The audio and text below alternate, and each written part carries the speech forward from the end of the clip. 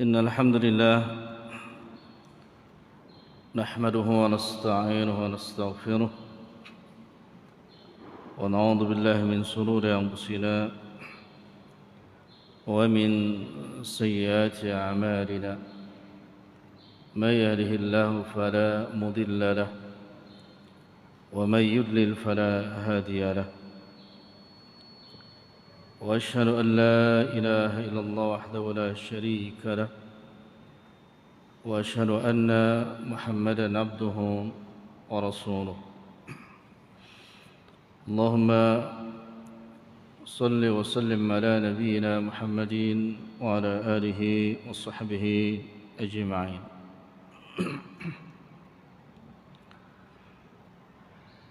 Ikhwani wa akhwati rahimani wa rahimakumullah jami'an. Semoga Allah senantiasa memberkahi kita semua di siang hari ini.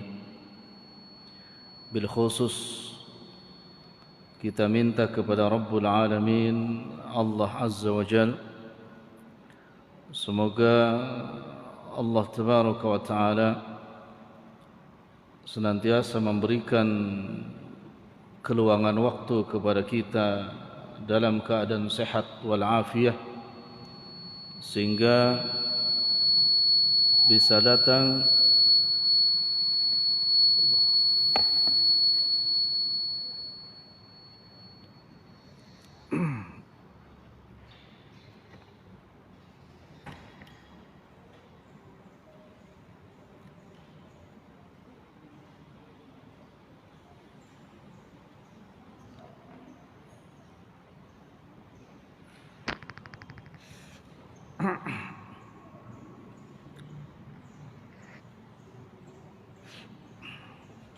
Baik, mudah-mudahan bagus.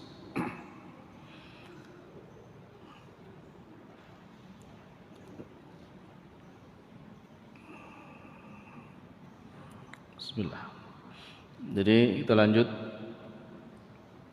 Semoga Allah senantiasa memberikan kelapangan waktu kepada kita dalam keadaan sehat walafiat, sehingga dimanapun ada majlis ilmu, Allah memberikan keringanan kepada kita sekalian untuk datang ke majlis ilmu tersebut, sehingga kita masuk kepada kelompok yang dijanjikan oleh Nabi Muhammad sallallahu alaihi wasallam.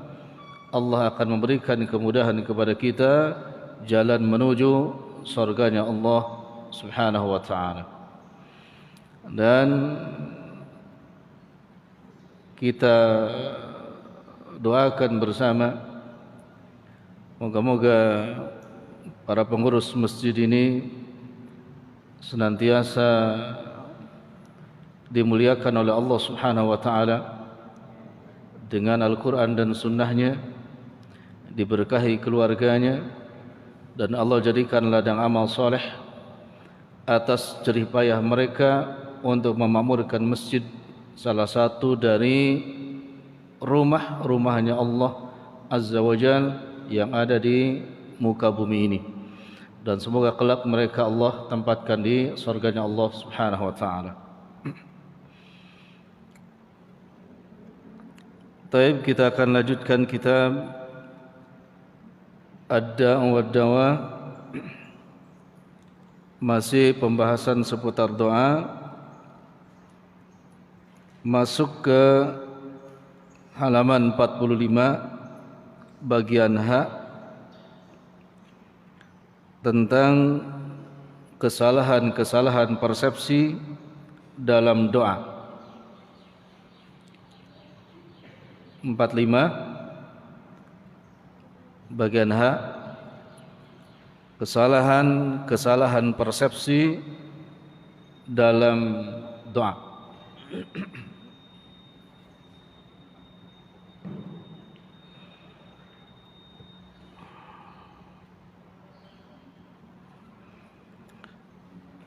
Al-Imam Ibn Qayyim rahimahullah ta'ala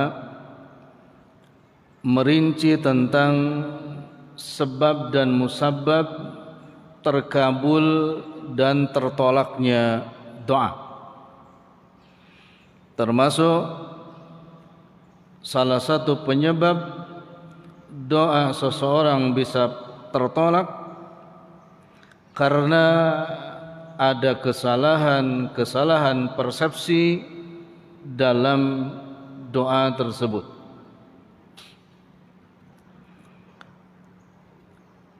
Yang disebut dengan kesalahan persepsi dalam doa ini antum baca aja ya nanti, atau sudah dibaca di rumah, kita jelaskan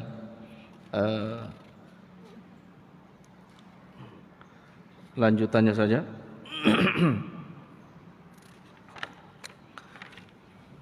Makna kesalahan persepsi dalam doa, yakni ada seseorang yang meminta sesuatu kepada Allah Azza wa Jal dengan satu proposal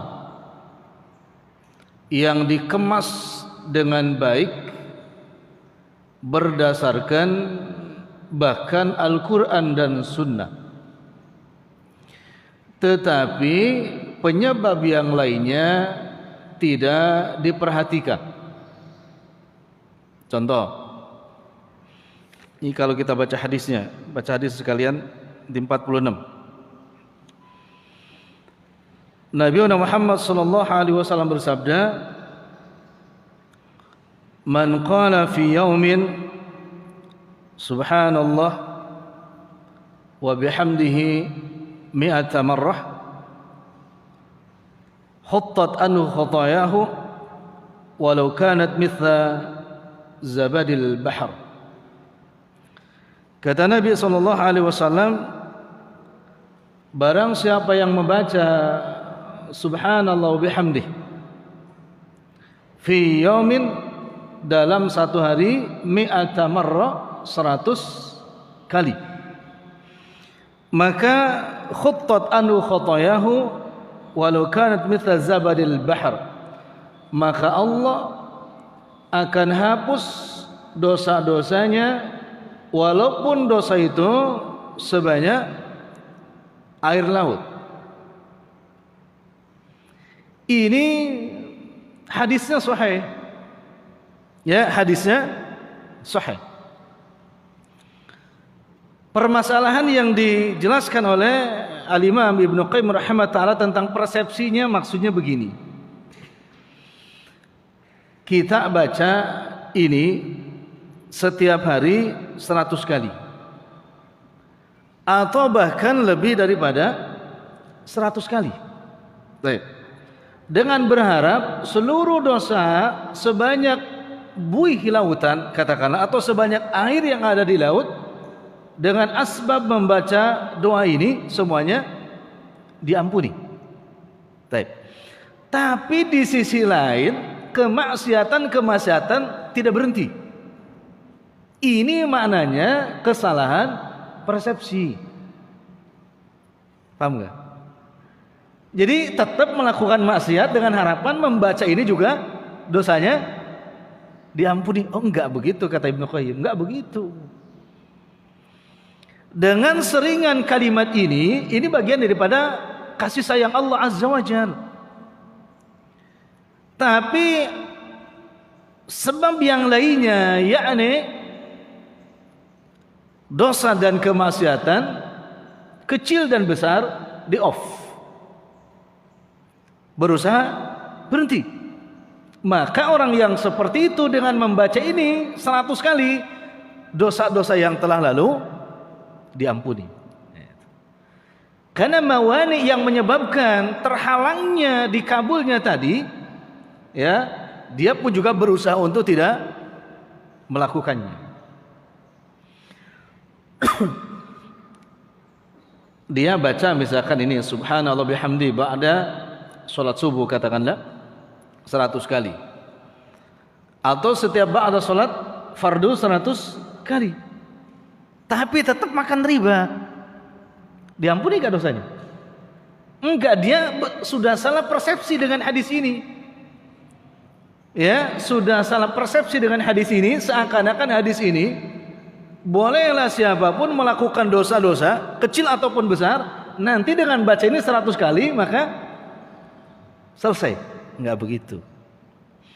Ini kalau ada gini, pezina tuh enak betul. Yang makan riba tuh enak betul, gitu ya. Ini maknanya kesalahan persepsi. Harus ada mawani yang menghalangi hal-hal yang lainnya yang akan menyebabkan doa itu mahjub, terhalang untuk dikabulkan oleh Allah Azza wa Jalla. Kita kasih analogi. Bagian dari salat misalkan. Salat, ikhwatu iman, yang kita lakukan, hadis yang kita masyhur, kita sudah hafal semua, bahwa siapapun yang melaksanakan salat dengan berjamaah, ya, salat berjamaah, maka fadilahnya mendapatkan 25, waqila 27 derajatnya. Nah, kemudian itu sunnahnya. Kemudian Al-Qur'annya di dalam surah Al-Ankabut ayat 45, Allah Azza wa Jalla berfirman, "Utslu ma uhiya ilaika minal kitab wa aqimis shalah innas salata tanha 'anil fahsya'i wal munkar." Hadisnya sudah, Al-Qur'annya sudah. Pertanyaannya, ana dan antum juga sholat, alhamdulillah. Berarti dapat dong yang tadi 25 atau 27, atau kita juga akan serta-merta otomatis, ya, terhindar dari perbuatan keji dan munkar. Pertanyaannya, faktanya antum keluar ke jalan, mata antum, mobil khusus yang rijal laki-laki, otomatis terjaga enggak? Otomatis terjaga enggak? Tadi sholat keluar, terjaga enggak? Oh ini haram, langsung tertutup. Terjaga apa enggak? Tidak.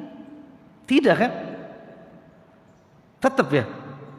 Melihat yang maksiat, tetap ada perasaan ingin melihatnya.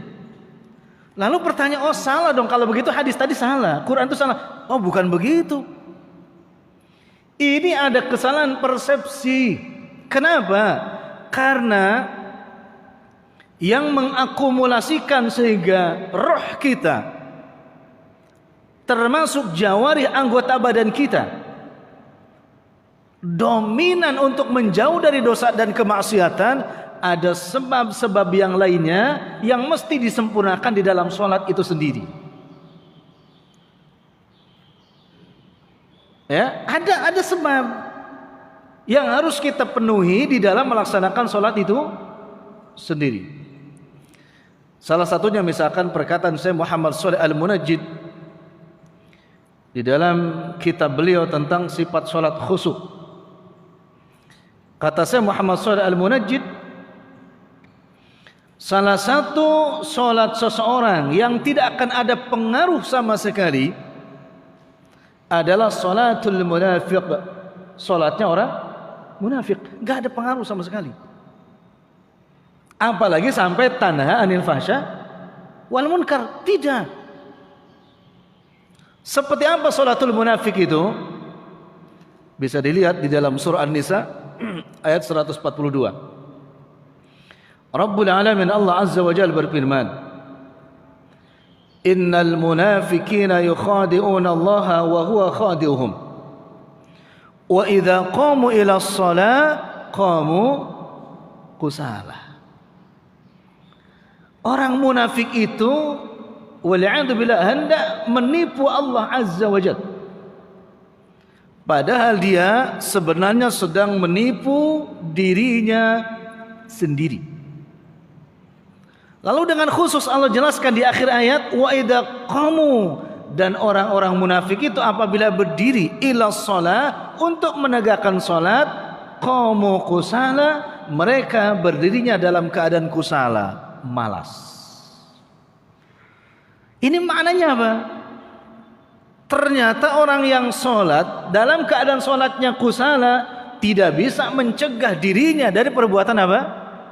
Keji dan mungkar. Tetap dia akan makan riba, tetap dia akan berzina, tetap dia akan mencuri, tetap dia akan gibah dan lain sebagainya. Kenapa? Bukan dia agak sholat, dia sholat, tapi sholatnya dalam keadaan kusala, malas. Kata Imam Ibnu Katsir rahimahullah ta'ala, sebaik-baiknya Al-Quran adalah ditafsirkan dengan Al-Quranul Karim. Lalu kata Imam Ibnu Katsir rahimahullah ta'ala tentang ini 142, kusala kata beliau ditafsirkan lagi dengan Al-Quran. Pertama, masih tetap lewat surah An-Nisa, tapi ayat yang ke-103. An-Nisa yang ke-103 tentang sifatul atau sifat sholatul munafik.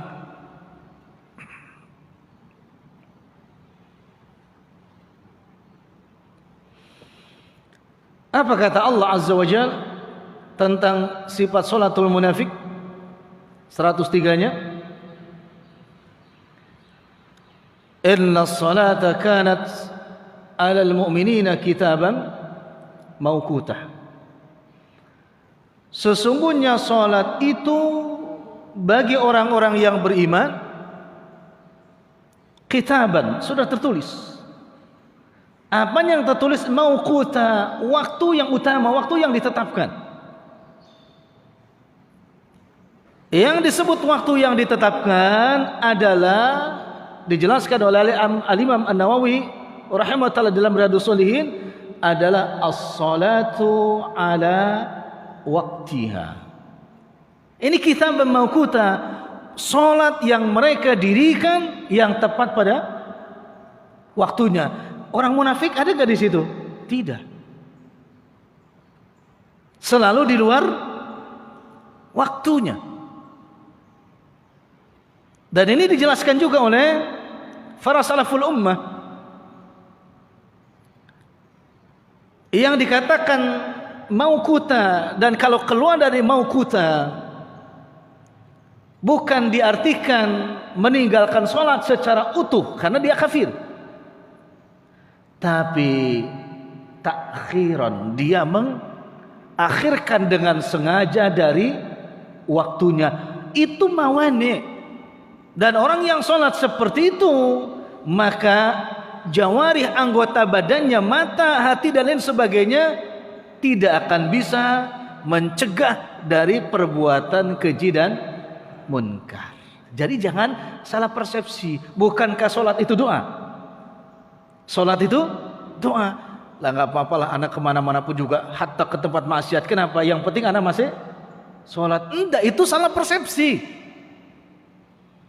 Harus ditegakkan dengan sebaik-baiknya berdasarkan pedoman Quran dan Sunnah, supaya sholat kita bisa mencegah perbuatan keji dan munkar. Ketiga, dalil ketiga masih An-Nisa 43. Sholat yang bisa mencegah seseorang dari perbuatan keji dan munkar adalah sholat yang dilakukan oleh orang-orang yang beriman dalam keadaan khusyuk. Apa itu khusyuk? Mengerti apa yang dia baca. Ya, karena di An-Nisa tadi dikatakan, ya ayyuhalladzina amanu la taqrabus shalah wa antum sukara. Wahai orang-orang yang beriman, jangan dekati sholat sedangkan kalian dalam keadaan sukara. Apa sukara? Mabuk. Hatta ta'lamu ma taqul, hingga kalian mengerti apa yang dibaca. Ilatnya di situ tentang sholat, mabuknya atau mengerti orang itu tentang apa yang dilakukannya. Ayat tadi 43. Larangan tuh karena mabuknya sehingga dia dilarang sholat, atau karena dia tidak akan mengerti apa yang dia baca. Coba perhatikan dalil. Ya ayyuhalladzina amanu la taqrabus shalah wa antum sukar hatta ta'lamu ma taqul. Dilarang tuh mabuknya, atau dilarang karena nanti tidak mengerti apa yang dibaca. Yang dilarang itu khawatir tidak mengerti apa yang dibaca, bukan mabuknya. Ya, dulu sahabat pernah sholat gak dalam keadaan mabuk? Sebelum diharamkan ayat tentang khamr, pernah. Ya, karena ketika minum khamr itu mereka tidak mengerti apa yang dibaca, maka turun ayat ya pengharaman minum khamr. Lah, kalau begitu berarti ayat ini menjelaskan kepada orang-orang yang beriman, karena ya ayyuhalladzina amanu, dan sekaligus tanbih, peringatan dan juga perintah. Hendaknya orang yang sholat itu belajar dengan sungguh-sungguh supaya mengerti apa yang dibaca. Supaya mengerti apa yang Tapi ikhwan, bukan begini pertanyaannya. Oh, kalau anak sholat gak mengerti anak yang dibaca, sah apa gak sholatnya? Kalau secara fikih pertanyaannya sah, selama dia tidak membatalkan rukun dan wajib dan sahnya sholat. Tetapi bukan itu yang dimaksud, ya, bukan itu yang dimaksud. Mengerti gak dia yang dibaca? Maka dihukumi orang yang gak mengerti bacaan dalam sholat, dihukumi atau dikiaskan seperti orang yang dalam keadaan mabuk, sukaro. Kira-kira orang mabuk manfaat gak hasilnya? Tidak manfaat. Apalagi kalau ada salah persepsi, gak apa-apa mabuk lah, yang penting sholat. Gimana kira-kira? Ini maksud Imam Ibnu Qayyim, persepsi kesalahan dalam doa. Kan masih ada yang gitu kan? Tak apa-apalah, kayak begini aja, yang penting kayak begini saya masih sholat. Pernah dengar yang begitu? Ya, judi nggak apa-apa, judi lah, yang penting saya masih sholat. Kan Allah Maha Pengampun. Ini salah persepsi dalam doa. Waliyadzubillah, kalau ada yang begini hancur. Ya, ini beberapa asbab yang bisa melahirkan sholatnya orang yang beriman itu. Tanha anil fahsya wal munkar.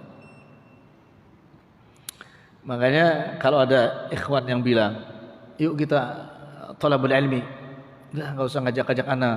Thalabul ilmi itu ya urusan panggilan hati. Kalau hati anak belum ada yang manggil, maka anak nggak bisa diajak siapapun. Salah apa benar salah? Itu salah benar, Pak. Panggilan hati seperti apa?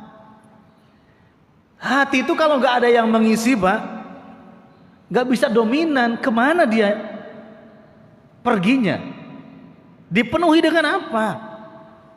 Maka supaya hati ada panggilan, maka dijinakan hati itu dengan apa? Menunya makanan-makanan yang memang hati itu suka.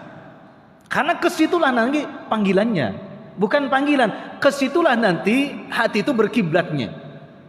Wallahi itu. Antum pernah merasakan gak malas baca Quran? Ya, jangan insya Allah, innalillahi gitu. Insya Allah Ustaz, jangan salah. Innalillah, pernah malas. Tapi apa yang terjadi? Ketika futur, malas untuk baca Quran, dipaksa. Supaya apa? Supaya ruh termasuk hati kita terisi. Qadarullah wa masya'afa'ala. Setelah baca 1 juz, gak mau berhenti. Itu baru dikatakan hati itu punya kiblat. Apa kiblatnya? Menu yang bisa memenuhi hatinya. Ya? Kalau antum juga terus dengan ta'lim seperti ini, maka akan kecanduan. Ada athar yang menempel di dalam hati, athar kebaikan, sehingga ini menjadi basirah kepada antum sekalian. Maka dimanapun saya mesti ta'lim. Jangan enggak lah, anak nunggu panggilan hati. Tidak bisa. Hatinya diisi apa? Gitu ya. Kalau hatinya diisi dangdutan ya nanti goseng-goseng juga. Karena itulah yang memenuhinya. Ya muqallibal qulub, sabit sekali apa? Ala dinik. Yang minta tuh ala dinik, di atas syariatmu ya Rabb. Bukan di luar syariatnya Allah Azza wa Jalla. Karena itu yang akan mendominasi hati. Apa mau sholat tahajud pun juga nunggu panggilan hati. Waliyahdubillah. Masih ada di masjid-masjid kayak begitu. Alah, anak nunggu panggilan hati. Gimana kalau baru ngomong gitu dipanggil malaikat maut? Selesai urusan. Tidak begitu, cari ngisinya. Itu pun muncul semua itu. Ketika kita paham apa yang kita pelajari, paham yang kita baca, maka dihukumi dia dalam keadaan tidak mabuk. Karena mengerti apa yang dibaca, maka akan melahirkan tahza anil fahsyi wal munkar. Kenapa? Karena isi hatinya adalah semua yang dia paham betul. Anak kalau ngaji mesti bertauhid, bawa motor bertauhid, bawa mobil bertauhid, ke mall juga bertauhid. Paham kenapa? Isi hatinya ifradullah, hanya mengesahkan Allah Azza wa Jalla, sehingga tauhid itu memanggil hatinya. Kenapa? Karena hatinya paham betul tauhid itu menu anak, menu hati anak. Kan gitu. Ya, kalau tidak memang akan terjadi kesalahan-kesalahan persepsi. Nah, sekarang tinggal kita lihat di dalam waqi'nya kebiasaan kita sehari-hari. Ya. Karena ini bukan cuma kita, para sahabat Nabi yang mulia pun juga demikian. Bagaimana obrolan Abu Bakar dengan Umar ibn Khattab ketika keluar dari masjid, bertanya tentang surga, bertanya tentang neraka, hampir sama. Tentang basyarnya, sifat manusianya hampir sama. Cuman yang dominan di dalam hatinya kebaikan. Apa kata beliau? Kata Abu Bakar Siddiq, ya, kalau aku bermajlis dengan Nabi, seakan-akan mataku melihat betul surga itu ada di hadapanku. Tetapi ketika aku keluar, maka usrah, ya, keluargaku membujuk aku A, B dan C, maka di situ jauh lagi penglihatan akan surga itu. Memang basyarnya manusianya seperti itu. Ya, sehingga semuanya mereka dekat dengan Nabi, bertanya kepada Nabi, bahkan minta didoakan kepada orang-orang soleh yang dapat petunjuk dari Nabi SAW. Di antaranya dalam Bukhari sudah jelas, Umar ibn Khattab ketika datang rombongan dari Yaman, Umar langsung bertanya, A'indahum Uwais bin Amr, apakah di antara rombongan kalian ada seseorang yang bernama Uwais bin Amr? Ditanya. Naam, ada. Ya, kemudian Umar mendekati Uwais dan dia bertanya, apakah antum yang bernama Uwais? Betul. Lalu Umar bertanya lagi untuk mentakid, apakah antum benar yang dulunya pernah sakit kemudian Allah sembuhkan, tetapi Allah tinggalkan hanya sebesar dinar yang ada di belakang punggungmu? Betul. Baros, belang-belang. Ya, Allah sembuhkan dengan izin Allah, tapi ditinggalkan hanya sebesar dinar. Ditanya. Lalu ketika Umar bertanya, apakah engkau termasuk yang hanya memiliki ibu sekarang dan kau pernah menggendong ibumu untuk melaksanakan haji? Betul. Lalu apa yang terjadi setelah itu? Umar itu berkata kepada Uwais Al-Qarni, mohonkan ampun untukku kepada Allah Azza wa Jalla. Dan Uwais tidak menolak, memintakan ampun kepada Allah Azza wa Jalla untuk siapa? Umar ibn Khattab. Padahal Umar ibn Khattab termasuk siapa? Orang yang sudah dijamin masuk surga. Ini ada dominan kebaikan, sebab dan musabab. Tidak hanya persepsi dalam doa. Dia minta kepada seseorang, tapi di situ pun juga harus jelas. Ini kiai ini benar gak kiai ini? Sanadnya benar gak? Gurunya benar gak? Majlisnya benar gak? Ya, kesolehannya benar gak? Tidak tiba-tiba oh dia wali. Enggak, di mana walinya? Bahkan waliudzubillah ada mengatakan, ya, wali itu tetap wali sekalipun dia masih melakukan dosa dan maksiat. Dari mana? Tetap katanya tidak dicabut kewaliannya. Kidib itu, dusta itu. Wali itu kan kekasih Allah. Allahu waliyul ladina amanu yukhrijuhum minadh dhulumat ilan nur. Orang yang beriman yang bertakwa kepada Rabbul Alamin Allah Azza wa Jal, walinya langsung siapa?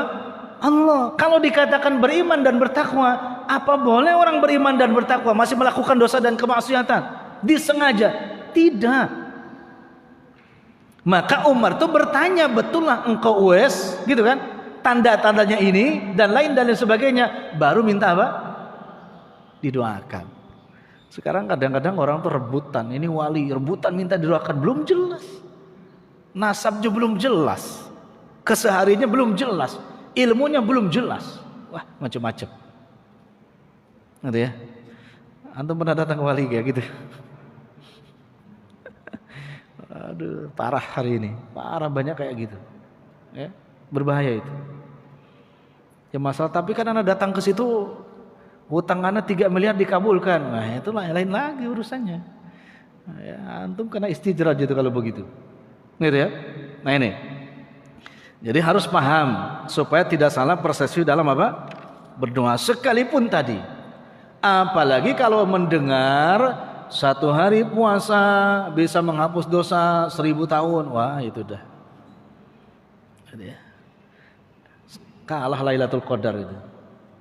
Kalah Lailatul Qadar. Kalah keajaiban, keutamaan Ramadan. Akhirnya apa, Pak? Akhirnya sudah mereka puasa di situ. Maksiat jalan nggak apa-apa. Kenapa? Penting ini sehari aja selesai 1000 tahun. Umurnya kan nggak 1000, 75 tahun umurnya, 1000 selesai, bebas melakukan dosa.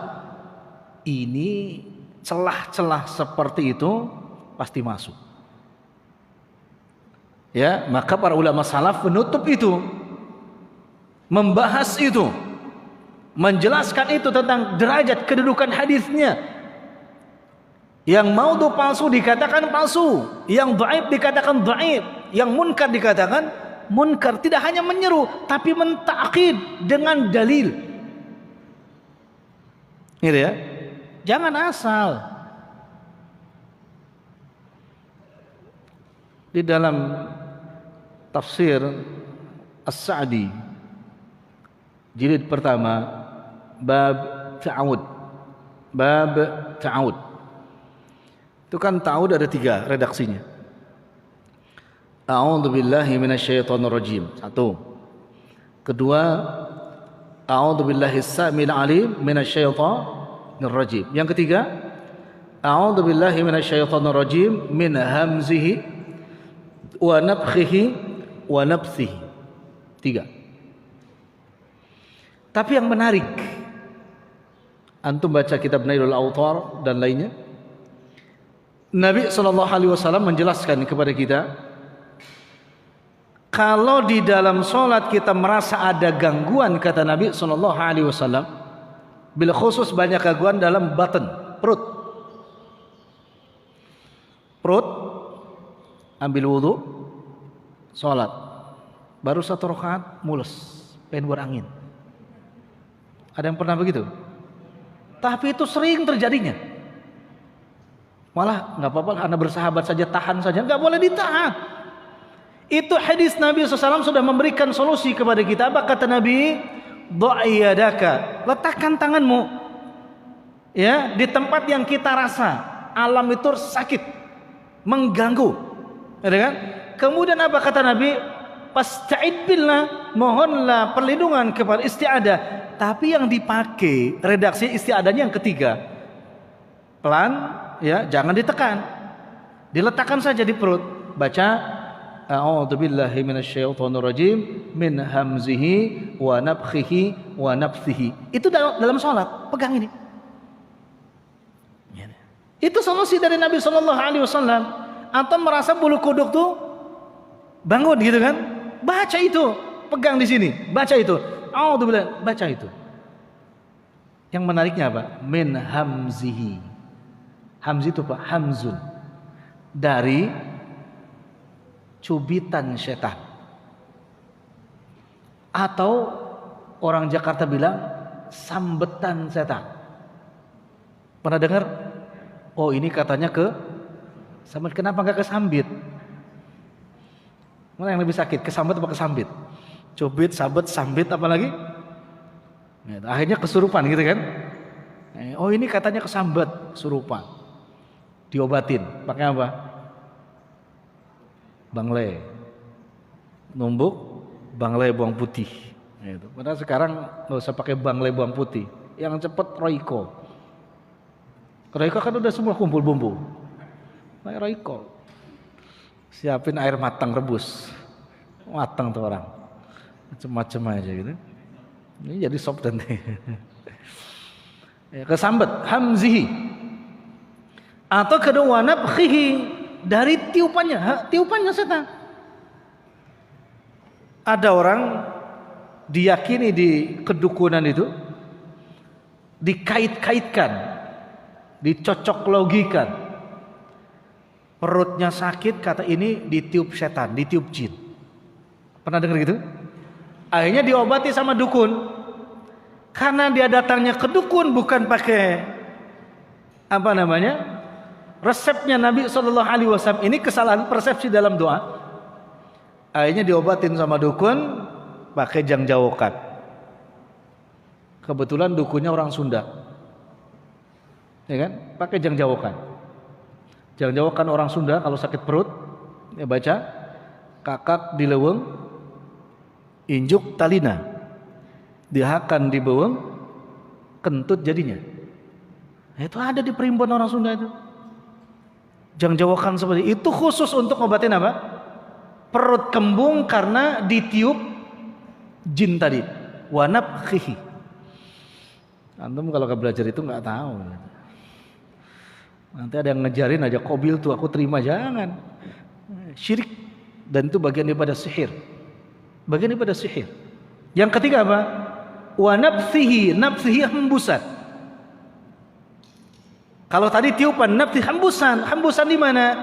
Yang yajri majrad dam, yang dihembuskan di pelariran darah kita. Halusinasi, buruk sangka, marah-marah, wah macam-macam di sini, Pak. Berhayal tentang dunia terus, maksiat. Ini nafsihi dari hembusannya. Alladhi yuwaswisu fi sudurin nas. Hati-hati nih. Ini bisa mengena kepada orang yang sholat juga. Yang sholat yang mana? Yang tidak mengikuti syarat-syarat yang tadi, yang Anda jelaskan lewat dalil Quran tadi.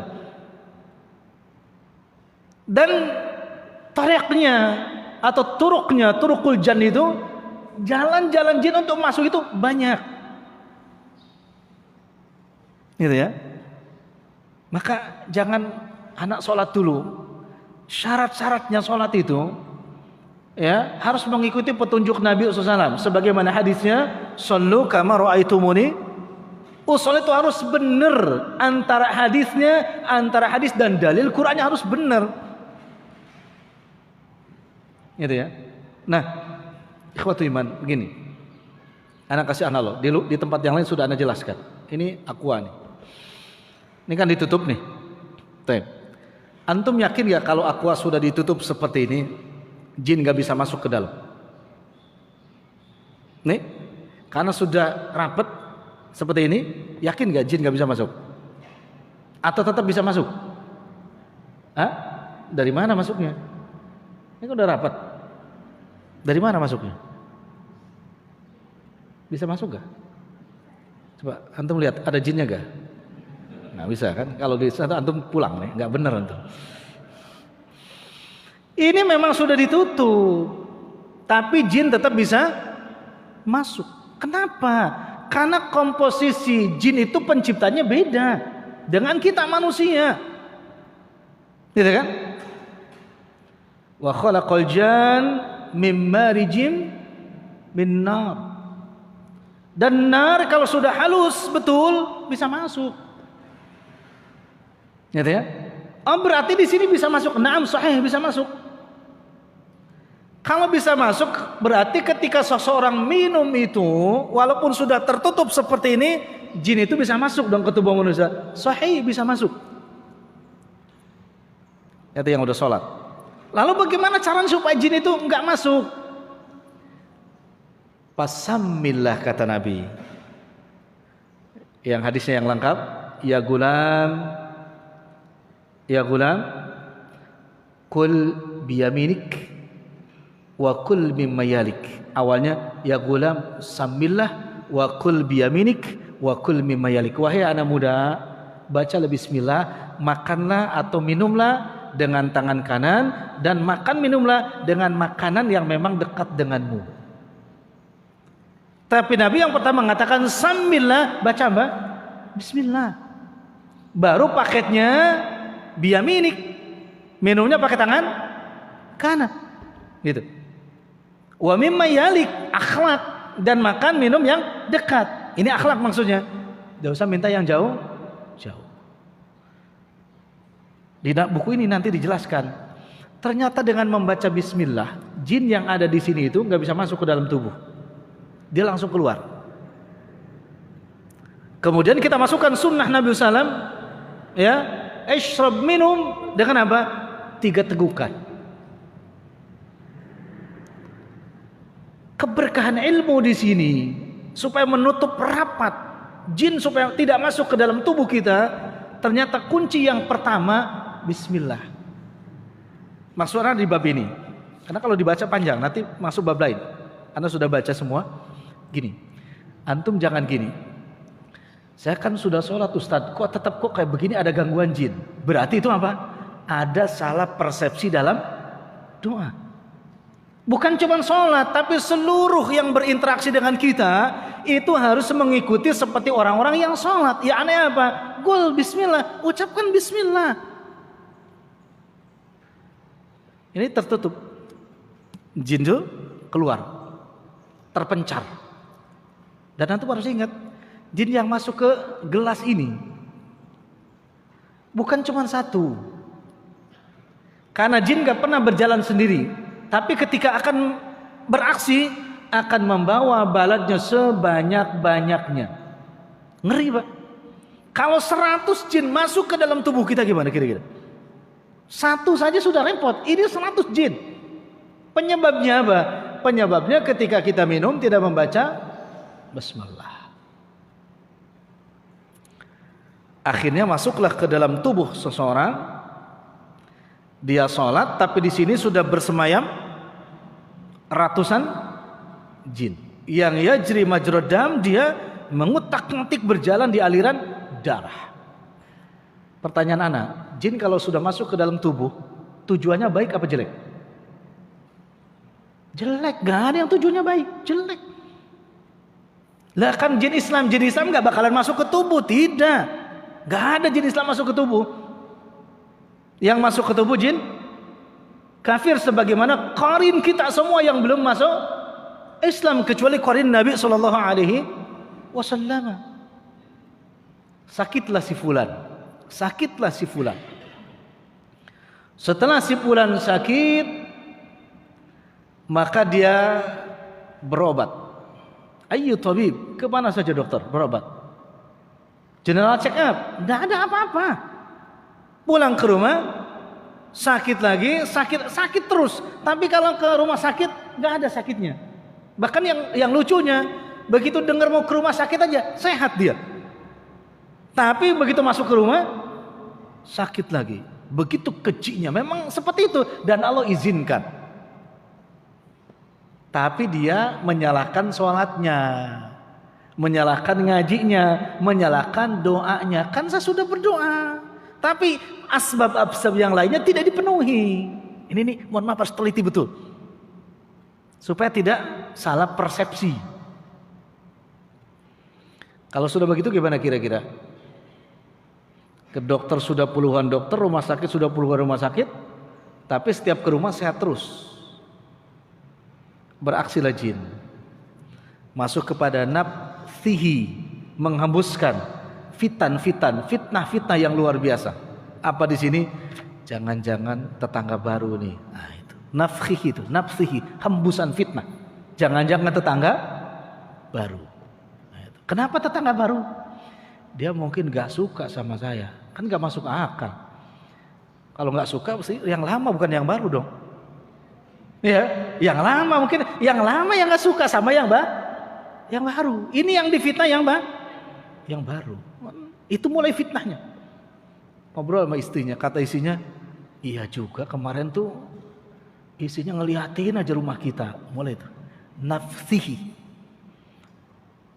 Terus ya kita cari orang pintar aja. Cari orang pintar. Ternyata orang pintar pun salah persepsi mendatangi orang pintarnya. Kata orang pintar, oh bener dia nih. Tanya, kamu lahirnya hari apa? Ahad 5.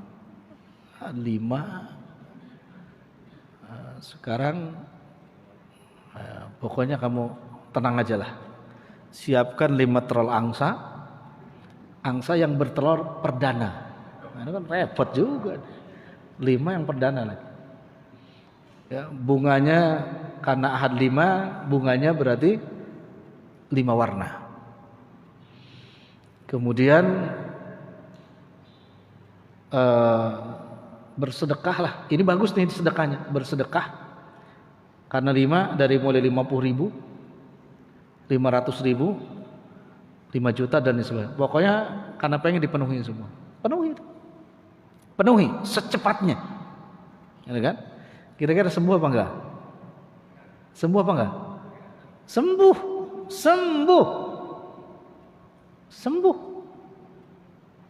Pak. Lah karena jin kan di dalam kan.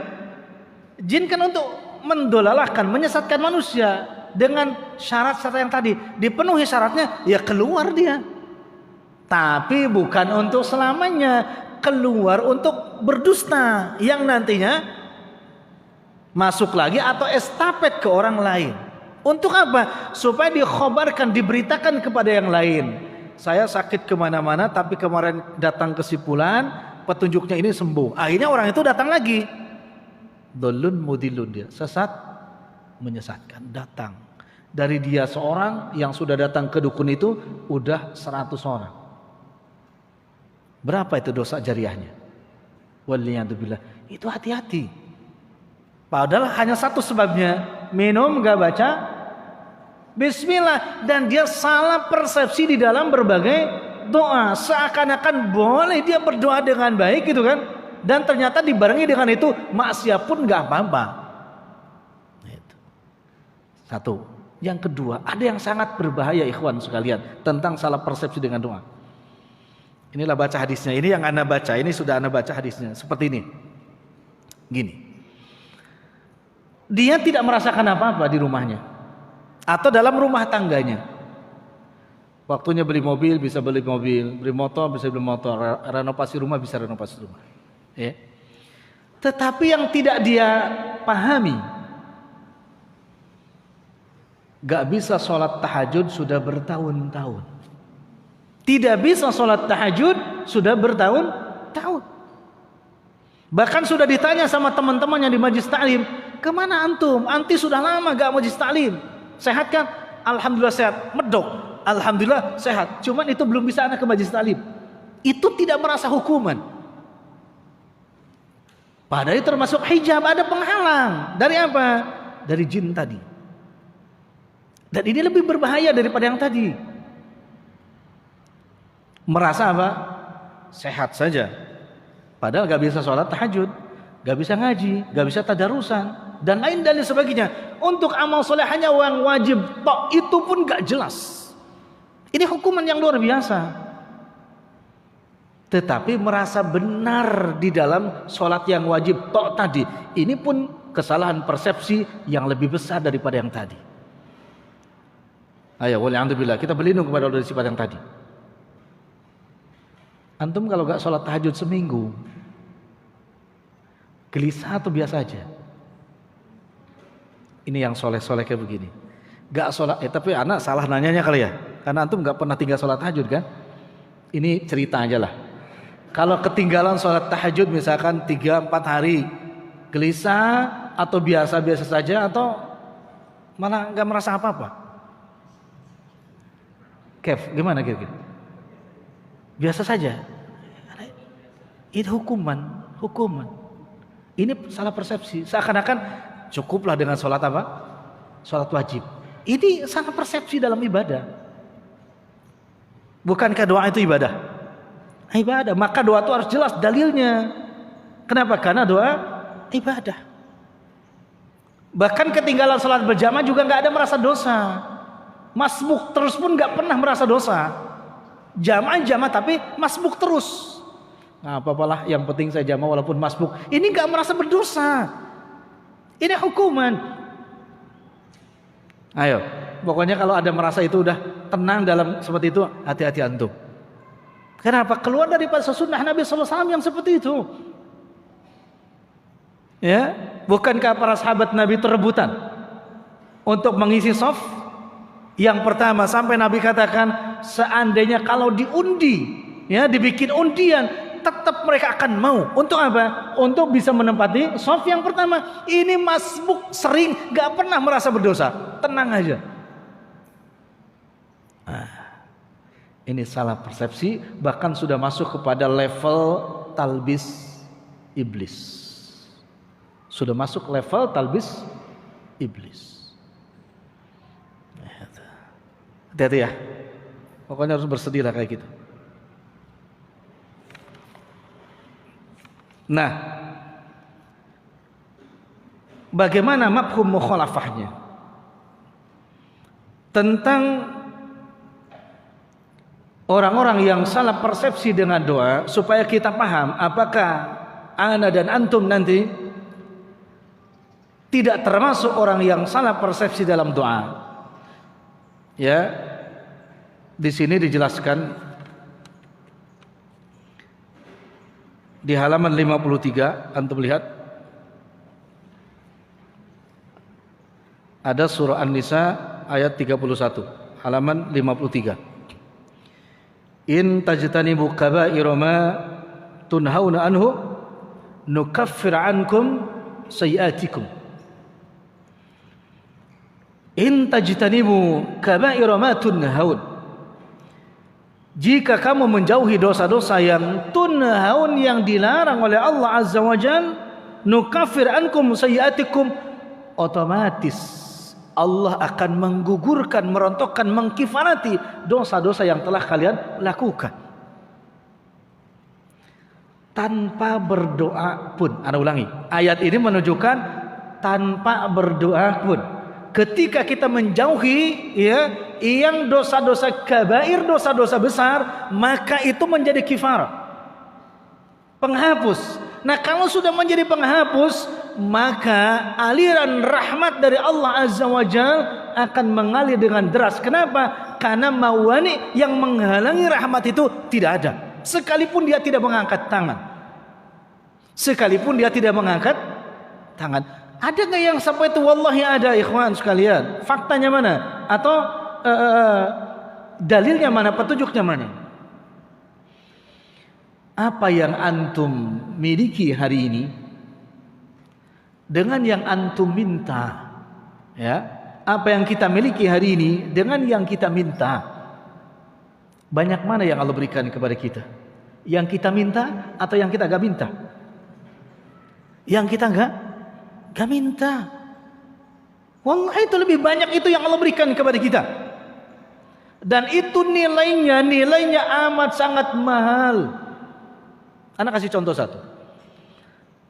Di dalam doa bangun tidur, Nabi Muhammad SAW mengajarkan kepada kita, Alhamdulillahilladzi ahyana ba'dama amatana wa ilaihin nusyur. Hanya menjelaskan segala puji milik Allah Azza wa Jalla, ahyana yang telah menghidupkan kami, ba'dama amatana setelah kami diwafatkan. Gitu kan? Ada gak di situ minta sesuatu? Enggak. Hanya apa? Memuji yang telah memberikan nikmat, dihidupkan kembali. Baik. Antum tidur dengan istri dan anak. Antum tidur dengan istri dan anak. Kemudian antum telah berusaha menjauhkan dari dosa-dosa yang kabair. Ya. setelah membaca doa yang tadi, ini yang suami-suami soleh ini, pernah gak antum selesai baca doa atau sebelum baca doa tadi, antum memegang tangan atau dada istri antum, apakah masih berdetak jantungnya apa tidak? Pernah gak? Jangan ngelamun ditanya ini. Ya kan baca alhamdulillahilladzi ahyana, segala puji Allah yang telah menghidupkan kami. Setelah baca doa itu pernah gak langsung memegang dada istri antum atau tangan antum? Pernah gak? Atau masa bodoh? La haula wala quwwata illa billah. Kalau enggak cinta lagi kayaknya nih. Lah kalau kita sudah alhamdulillah telah engkau hidupkan, masa kita enggak mau? Gimana istri ana? Itu. Mestinya kayak begitu, ya kan? Sehingga ketika antum pegang tangan istri antum juga antum agak keraskan doanya alhamdulillah yana, dengan harapan istri antum juga bangun dan sama-sama membaca doa tadi. Gitu.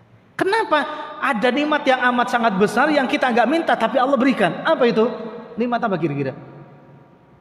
Setelah ahyana, nikmat sehat. Tandanya nikmat sehat apa di situ, Ma? Allah masih memberikan oksigen kepada kita. Masih memberikan oksigen. Antum ada gak khusus minta oksigen setiap hari? Hah? Ayo, pernah gak? Tapi pernah gak ada orang yang minta oksigen? Ada. Ketika apa? Ketika orang situ sudah kehabisan atau kekurangan oksigen, minta, bahkan beli. Sahih? Beli. Berapa satu tabungnya? Anak gak tahu satu tabungnya berapa itu. Beli. Tabung kecil, tabung gitu ya. Dipasang. Muhammad yang kena COVID parah, diserang paru-parunya langsung pasang apa? Oh, pasang langsung lega. Enggak dimintakan itu. Tapi Allah kasih setiap hari. Ya. Allah kenapa, Pak? Karena di antaranya kita sudah menjauhi kabair, dosa-dosa besar, sehingga Allah berikan apa yang kita enggak minta. Padahal itu lebih mahal daripada yang apa? Minta. Yang pintar ekonomi, oksigen satu tabung dikali 24 jam dikali 5 tahun gitu, nanti dapat mobil satu. Dapat mobil satu. Padahal habis sholat tahajud minta apa? Ya Fattahu ya Razzaq, Allah marzuqni sayyarah jadidah. Ya Allah berilah kami mobil yang baru. Itu habis sholat tahajud. Antum enggak ya? Enggak usah lah. Nah, tapi kalau dikumpulkan oksigen sekian tahun dapat itu. Gak diminta tapi melebihi apa yang kita minta. Ini janji Allah. Hatta kita tidak mengangkat tangan, tetapi ketika menjauhi kabair Allah berikan. Itu maknanya. Maka jangan salah persepsi. Jauhi kabair maka doa kita akan makbul. Itu maknanya. Jauhi kabair. Tapi bukan makna jangan salah juga. Oh kabair doang yang dijauhi. Kalau saghair boleh dong. Tidak, kabair aja dijauhi apalagi saghair gitu. Yang besar ada dijauhi, apalagi yang kecil. Maka tariq jalan antum menuju jannahnya Allah Azza wa Jal akan dimudahkan oleh Rabbul Alamin Allah Subhanahu wa taala. Ini orang-orang yang enggak salah persepsi. Dalilnya surah An-Nahl ayat ke-97. An-Nahl 97. Ini lawan daripada An-Nisa 31 tadi. Apa Allah menjelaskan kepada kita? Man amila salihan min dzakarin aw unsa wa huwa mu'min. Man amila salihan, barang siapa yang beramal saleh. Barang siapa yang beramal saleh min dzakarin aw unsa, laki-laki atau perempuan. Tapi ingat, wa huwa mukmin, dan dia tetap apa? Beriman. Jadi bukan hanya amal soleh, Pak, tapi tetap beriman. Qaulun, ya, wa fi'lun, perbuatan, kemudian wa qalbun, hatinya lurus, sama apa yang ada di hati, sama dengan yang diucapkannya, dan sama dengan apa yang dilakukannya. Itu iman. Man amila sholihan min dzakarin aw unsa wa huwa mukmin. Ada orang yang beramal soleh tapi apa yang diucapkan dengan yang di hatinya enggak sama, keluar itu. Ada orang yang beramal soleh tapi ucapan dengan perbuatannya enggak sama, keluar itu. Harus beramal soleh juga wahwa mukmin. Apa janji Allah? Falanuhyiyannahu hayatan thayyibah. Maka Rabbul Alamin Allah Azza wa Jalla akan memberikan hayatan thayyibah, kehidupan yang thayyib. Kata At-Tabari, thayyib itu apa? Thayyib maknanya adalah naimud dunya, kesenangan dunia. Karena thayyib itu maknanya yang zahir. Kalau dikatakan thayyib itu maknanya zahir, yang nampak. Maka kalau dikatakan kaif halik, bagaimana kabarnya? Alhamdulillah. Alhamdulillah apa? Khair, baik. Bukan menjawab alhamdulillah thayyib. Tapi boleh juga pakai thayyib. Maksudnya apa? Kalau ditanya bagaimana kabarmu, kalau dibaca dikatakan thayyib, berarti saya sehat. Tapi kalau antum jawab kaifal hal, bagaimana kabarnya? Alhamdulillah khair, baik, berarti lahir batinnya sehat. Maka kita sering memakai khair, bukan thayyib. Kalau dikatakan thayyib, itu batinnya belum tentu. Bukan kantongnya. Bukan kantongnya, tapi batinnya. Kalau bilangnya thayyib, jangan salah. Ya, tapi jangan coba-coba juga thayyib. Nanti tanya lagi, berarti antum sakit apa ini? Batinnya. Ya, itu bedanya. Maka hayatan thayyibah, kehidupan yang thayyib itu adalah secara zahir itu baik. Ya, secara zahir dulu. Karena begini, seorang sahabat pernah bertanya, Nabi pernah memberikan analogi kepada sahabat. Kata Nabi SAW, ma ra'yuka, bagaimana pendapatmu jika ada di halaman seseorang itu ditambatkan seekor unta. Jika ada halaman orang itu ditambatkan seekor unta. Kata ma ra'yuka, bagaimana menurutmu? Itu oleh sahabat, ya, pasti dia orang punya duit. Kenapa? Karena di garasinya ada mobil, bukan unta. Kalau tadi kan unta, Nabi, bukan unta. Pasti dia punya duit. Kenapa? Di garasinya ada mobil. Ini maknanya apa? Dohirnya kelihatan, gitu maknanya apa? Dohirnya terlihat thayyib gitu. Itu Pak. Padahal belum tentu di garasinya ada mobil itu, belum tentu apa Pak? Kalau orang di garasi ada mobil, belum tentu apa kira-kira? Belum tentu satu mobilnya dia, belum tentu kan? Boleh jadi yang nitip karena tetangga sebelah kebanjiran, satu. Belum tentu juga dia punya duit, mobilnya nggak pernah keluar, nggak ada untuk beli bensin. Tapi itu ukurannya apa? Itu batin, bukan dohir, ya kan? Kan nggak tahu dia punya duit apa enggak. Tapi Quran menyebutkan hayatan thayyibah. Pernah kan begitu kan? Masya Allah, antum tuh kalau begitu harus bersyukur. Tiba-tiba antum ngaji, Masya Allah, kelihatannya orang banyak duit, padahal antum hutangnya banyak. Tapi teman antum bilang banyak duit. Alhamdulillah. Secara apa? Hayatan thayyibah. Secara penglihatan dia, dohirnya dia, kita itu banyak duit. Bersyukur. Jangan, enggak lah, terlihat. Enggak usah begitu. Gol alhamdulillah, ucapkan alhamdulillah. Kenapa? Mudah-mudahan dari orang soleh menjadi apa? Doa. Ini hayatan thayyibah, satu kata Tabturi. Wakila kata Imam Ibnu Katsir Ta'ala, hayatan thayyibah ay al jannah, surga. Artinya apa? Orang-orang tadi yang beramal soleh dan dia beriman kepada Allah Azza wa Jalla, tidak akan pernah menyalahkan persepsi dalam doanya. Kenapa? Karena dia beramal soleh dan menjauhi dosa-dosa besar dan dia beriman. Pasti besok Allah janjikan dengan hayatan thayyibah, yaitu kehidupan di surga. Lanjutan ayatnya apa? Walanajziyannahum ajrahum, dan Allah akan jaza. Jaza itu apa? Balas. Ajrohum. Apa ajrohum itu? Ujur, ajrun, upah. Bima kanu ya'malun, atas apa yang mereka lakukan. Ini ada sebab-sebabnya. Sudah dikasih kehidupan yang bagus, gitu kan? Dan Allah kasih balasan. Apa itu Pak? Lalajanum ajrohum itu ziyadatus thawab. Tambahan apa? Pahala. Tambahan apa? Kebaikan. Maknanya begini ayat tadi. Ini supaya kita nggak begini terus Pak. Kadang kan ada orang yang nggak ngangkat tangan di mana, oh itu dia nggak pernah berdoa. Padahal kan kita tahu doa itu ada tempat-tempat yang ngangkat tangan. Di mana kita ngangkat tangan, di mana kita nggak ngangkat tangan. Jangan, oh dia nggak pernah doa. Enggak. Makanya kalau kita nggak salah persepsi di sini, sudah hati kita berbicara, perilaku kita berbuat. Dengan apa? 3, Islam, iman dan ihsan. Sehingga ada yang namanya hayaton thayyibah, tapi ada namanya walana jazianahum ajrahum, ziyadatus thawab. Ya, tambahan pahala. Maknanya begini, Pak. Besok antum masuk surga. Amin. Mudah-mudahan ya. Amin. Antum telat, aminnya itu telat. Ya, kalau antum dengar hadis Uqasah bin Mihsan tentang 70.000 yang akan masuk surga, begitu cerita satu sama sahabat mengatakan, ya Rasulullah doakan aku, doa. Rame, Pak, minta. Karena kata Nabi doa, kata Nabi diam-diam, aku jelaskan tentang ciri-cirinya. Dulu disebutkan surga belum jelas saja, untuk siapa langsung, ya Rasul doakan aku.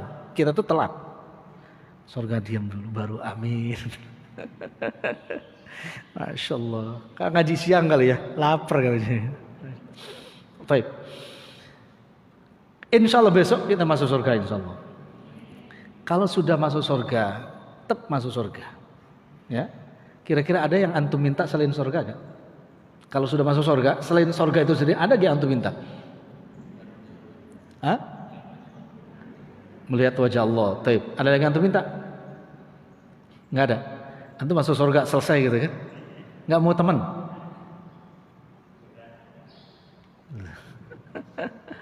Ada yang minta lagi kah?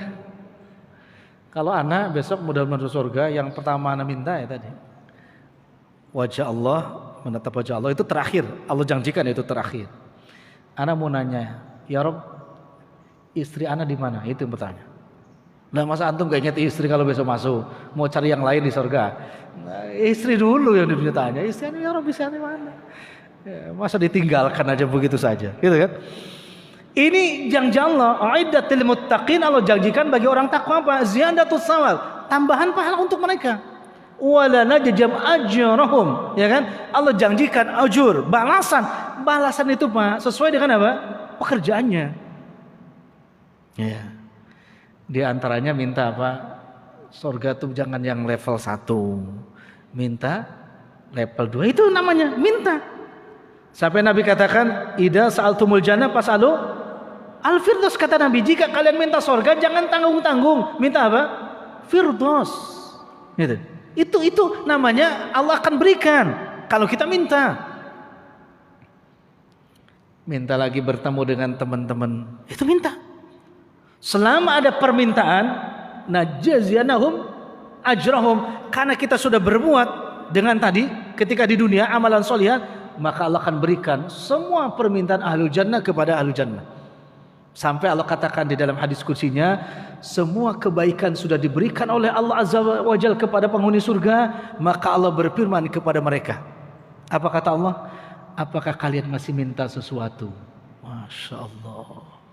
Setelah dipenuhi semua permintaannya, Allah masih bertanya, apakah masih ada permintaan kalian? Lalu mereka berkata, yakfi ya Rabb,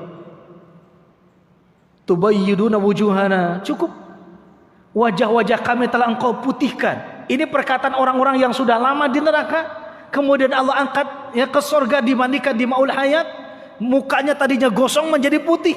Ya, mereka berkata, bukankah wajah kami telah engkau putihkan? Yang lainnya berkata, bukankah surga telah engkau luaskan? Yang lain berkata, bukankah air susu madunya telah Allah alirkan? Lalu Allah bertanya untuk kedua kalinya, apakah kalian minta sesuatu? Masya Allah, apakah kalian minta sesuatu? Lalu apa? Jawabannya Allah, aku akan memberikan ridhoku, kata Allah, kepadamu. Ini tertinggi yang akan Allah berikan kepada ahlul jannah, ridhoku. Radhiyallahu anhum wa radu anhum. Mereka ridho atas pemberian Allah Azza wa Jalla, dan Allah pun ridho kepada mereka. Ini Allah menampakkan wujudnya, zatnya di hadapan orang yang beriman.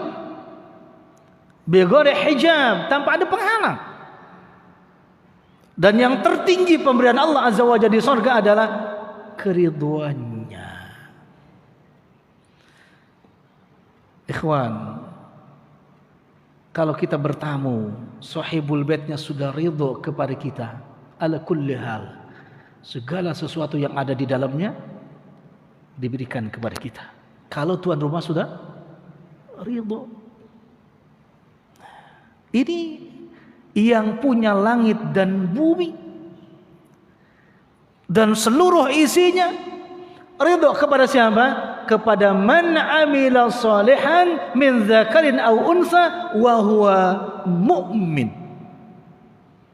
Ridho Allah berikan semuanya. Ini tingkatan tertinggi.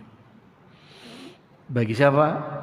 Orang beramal soleh dan tetap beriman, tidak menyalahkan persepsi atas doa-doa yang mereka panjatkan, tapi berusaha mereka untuk menjauhkan kabair dan saghair, dosa-dosa besar, plus juga menjauhkan diri dari dosa-dosa kecil.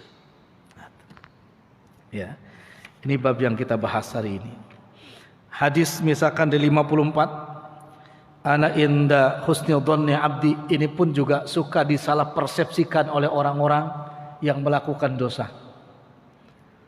Yang penting saya sudah melakukan amal soleh, dosa-dosa sedikit gak apa-apa, karena Allah sesuai dengan prasangka hambanya. Ini juga musibah kalau memaknai hadis ini dengan cara seperti tadi.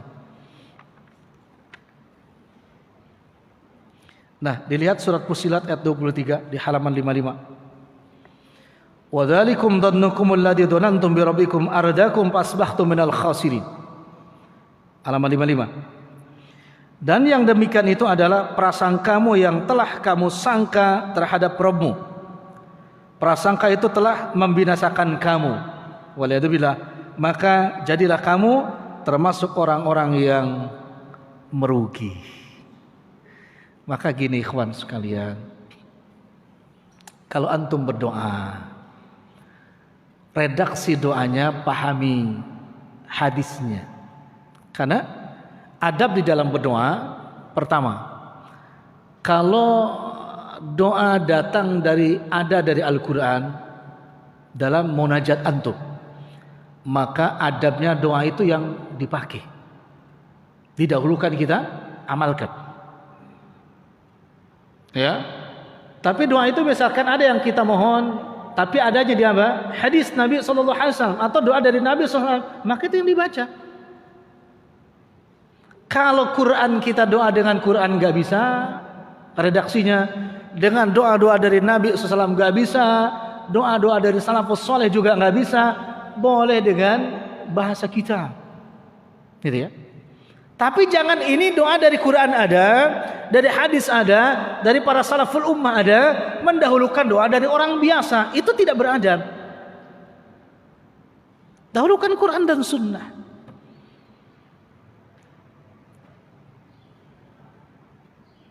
Setelah Nabi membaca alhamdulillahilladzi ahyana ba'da mamatana wa ilaihin nusur, bangun tidur, doa apa yang dibaca oleh Nabi SAW setelah itu? Setelah alhamdulillahilladzi tadi, atau dzikir apa yang dibaca Nabi? Itu masih di tempat tidur. Nabi SAW setelah membaca doa yang tadi, masih kondisi dalam tempat tidur. Beliau membaca 10 ayat yang terakhir surah Ali Imran. 10 ayat yang terakhir surah Ali Imran. Panjang apa pendek? Namanya 10 itu pendek, kan 10. Panjang itu kalau 100. Ya, pendek. Ada yang pernah baca itu? Alhamdulillah sudah ya. Inna fi khalqis samawati wal ardi wa ikhtilafil laili wan nahari la ayatin li ulil albab, itu. Akhirnya apa? Ya ayyuhalladzina amanu sabiru wasabiru warabitu wattaqullaha la'allakum tuflihun. Itu. Tapi antum jangan baca yang pertama sama akhirnya. 10 terakhir. Baru keluar atau turun dari firas, tempat tidur kita. Itu. Tapi hafal kan? Hafal. 10 hari insya Allah hafal. 1 hari 1 ayat. Ini sunnah Nabi SAW. Insya Allah ya. Bulan besok ketemu anak hafal itu. Bismillah. Insya Allah ya. Nah, itu insya Allah. Harus hafal ya. Ada tambahan. Supaya ada ziyadah besok di surga, harus ada ziyadatul amal. Tambahan beramal soleh. 1 sampai 10. 1 sampai 10 ayat yang terakhir. Enggak panjang. Alhamdulillah surah Al-Imran itu pendek-pendek, Pak. Ya, pendek-pendek. Bismillah ya. Kalau kahfi kan sudah diamalkan. 10 ayat pertama maghrib, 10 ayat terakhir ba'da subuh. Sudah itu, alhamdulillah ya. Pelan-pelan lah, pelan-pelan. Ya, pelan-pelan. Kan ngajinya juga baru 3 kali. Sama Ana di sini. Pelan-pelan. Supaya jatuh. Nah, di sini ayat yang tadi Fussilat 23, prasangka-prasangka yang berdoa tidak sesuai dengan redaksi dan adab dalam berdoa itu mencelakakan kalian, kata Allah. Prasangka kamu tadi. Karena ada orang yang merasa cukup dengan doanya, meninggalkan yang lebih utama. Ada musibah yang besar, Pak. Ada orang yang tidak pernah meninggalkan sholat tahajud, tapi membiarkan sholat berjamaah subuh. Ini musibah. Dengan apa? Zon, prasangka. Dia mengatakan tahajud lebih utama daripada sholat berjamaah subuh. Akhirnya dia nggak pernah sholat berjamaah subuh di masjid. Kenapa? Merasa cukup dengan apa? Yang penting saya sudah sholat tahajud. Itu. Zonnya dia ardakum, akan mencelakakannya. Karena zon itu ya harus ditabayun dengan apa? Ditashih dengan apa? Dengan Al-Quran dan Sunnah. Kalau tidak, bahaya. Gitu ya. Bahkan ada doa-doa yang kidib, doa yang dusta. Seorang imam hari Ahad malam ba'dal maghrib doa. Dalam doanya atau subuh terdengar doanya karena dijaharkan.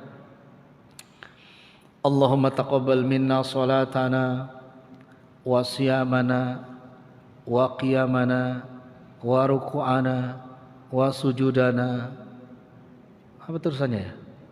Anak ngapalin kan sambil dengar lewat. Wa takhussu'ana wa tadarru'ana. Oh, itu dirinci. Yang redaksi pertama mungkin benar. Allahumma taqabbal salat, ya Allah terimalah salat kami. Memang habis salat. Tapi kalau siyamana, puasa apa? Ya, taqabbal siyam, puasa apa? Jamaahnya puasa apa? Kan siyamana tuh jamaah. Kalau siyami berarti imam sendiri puasaku. Kalau siyamana puasa apa? Emang si imam tahu bahwa jamaahnya semuanya puasa dan itu dilafalkan bukan bulan puasa. Kira-kira berdosa apa gitu? Berdosa nggak? Berdosa. Kan kalimatnya kan jelas. Terimalah. Berarti kan sesuatu yang sudah dilakukan. Apalagi kalimat lainnya. Wa takhussu'ana, khusunya benar gak khusu? Kenapa gak dirubah doanya? Ya Allah berilah kami kehusuan. Kan ada itu. Jangan terimalah khusu kami. Benar gak khusu? Wa tadarru, benar gak tadarru? Dusta. Ini bukan prasangka lagi tapi dusta. Apalagi kalau gak sholat malam. Taqabbal qiyamana, gak sholat malam dia. Sholat subuh isanya aja jam 3 umpamanya, ini umpama, ini cerita. Dusta. Wahwa mu'min apa enggak? Enggak, kalau begitu wahwa munafik. Munafik. Maka kalau lewat dengar itu, ya Allah, merinding. Bukan merinding apa? Merinding ngeri gitu. Dengar doa-doa kayak begitu. Maka harus sahih sanadnya. Jelas akhlaknya dalam berdoa. Supaya persangka tadi tidak apa? Tidak ardakum, ya, tidak mencelakan kamu pas bahtum, sehingga besok Quran mengatakan besok, maksudnya apa? Dalam waktu dekat, khosirin, akan termasuk orang yang apa? Rugi. Dengan apa dia celakanya, ruginya apa? Dengan prasangka yang tidak pakai dalil, dengan prasangka yang tidak pakai sanad tadi, sehingga celaka dengan ibadahnya. Luar biasa ya, ada orang celaka karena ibadahnya. Celaka karena ibadahnya. Celaka kecil-kecilan kan ada. Celaka kecil-kecilan dalam ibadah itu ada seorang kakek-kakek usianya 70 tahun tidak pernah melaksanakan sholat duha sekalipun karena khobar yang gak jelas, berita yang gak jelas. Kenapa? Kata dia, guru saya bilang kalau sholat duha itu rakaat pertama wajib membaca surah Asy-Syams, rakaat kedua wajib membaca surah Ad-Duha. Dan itu kata dia sampai usia 70 tahun belum hafal, makanya saya nggak pernah sholat duha. Korban apa enggak? Korban itu. Korban apa ya tadi? Kesalahan, donnya salah. Berprasangka bahwa si ustadznya itu maksum dengan ilmunya. Dia tidak melacak sanadnya dan lain sebagainya. Ya korban dia. Minal khosirin, rugi dia.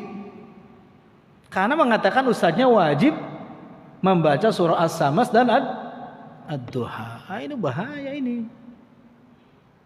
Itu. Salah gak orang itu, Pak? Salah. Salahnya apa? Gak bertanya. Ya, salah gak bertanya. Dan tidak bertanya itu penyakit. Penyakitnya bodoh. Kalau bertanya coba.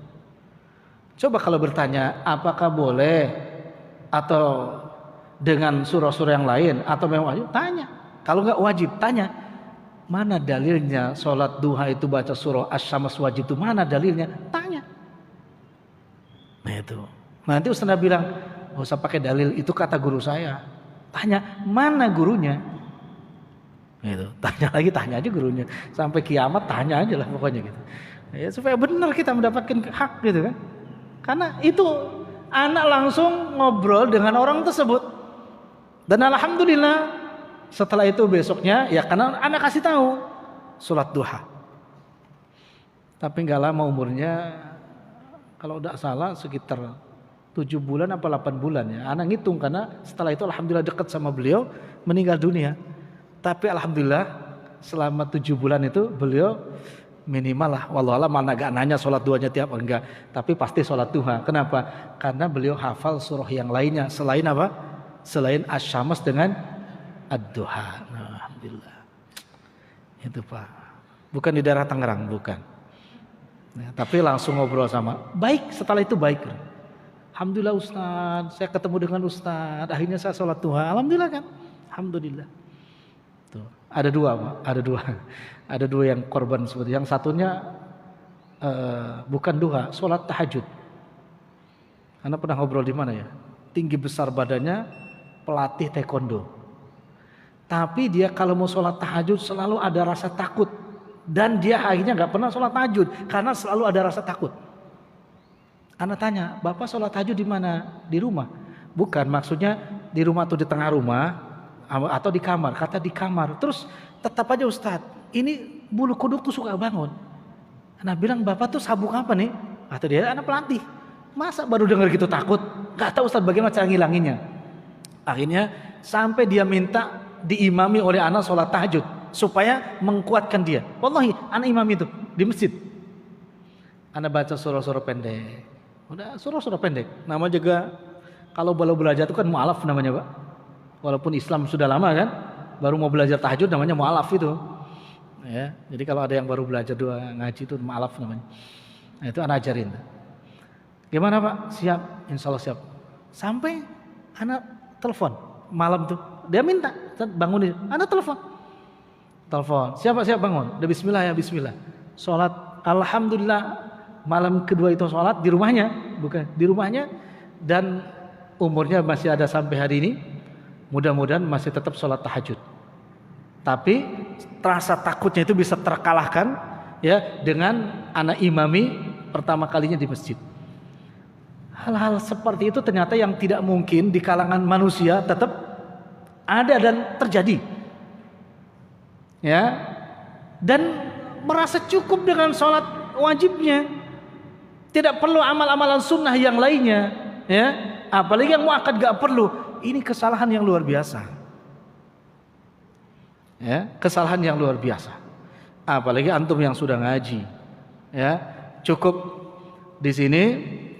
Doanya harus bersanad, adabnya harus didahulukan. Tapi selain itu namanya dosa besar, dosa kecil dijauhi, dan amal-amal soleh yang lainnya itu tetap kita harus mesra untuk melakukannya. Fa insyaallah maka doa kita akan dikabulkan oleh Allah Azza wa Jalla. Gitu ya. Yang mana yang berat? Menjauhi dosa besar atau melakukan amal soleh yang kecil-kecil? Ini kan al-kabair dijauhi, sudah, alhamdulillah. Tapi melakukan amal-amal soleh yang kecil-kecil ini gampang apa susah? Karena suka terjadi juga kita kadang beramal soleh tapi disunat. Paham antum beramal soleh disunat? Hati-hati yang sudah belajar ilmu ini. Saum hari Senin, yaumul Isnin, sudah saum, rapi itu sampai buka. Ya, rapi sampai buka. Begitu ke masjid, taib, ana tidak berbicara qobliyahnya, tapi ba'diyahnya. Begitu ke masjid ikut sholat berjamaah, tapi tidak melakukan sunnah ba'diyah, langsung pulang. Alasannya pengen buru-buru makan. Ini namanya melakukan sunnah tapi menyunat sunnah yang lainnya. Ada yang pernah begitu? Maka makan dulu aja.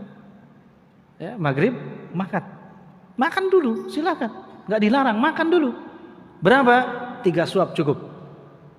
3 suap. Mana yang paling antum sukai itu makan duluan. Ya, insya Allah kalau sudah 3 suap hilang tuh rasa pengennya.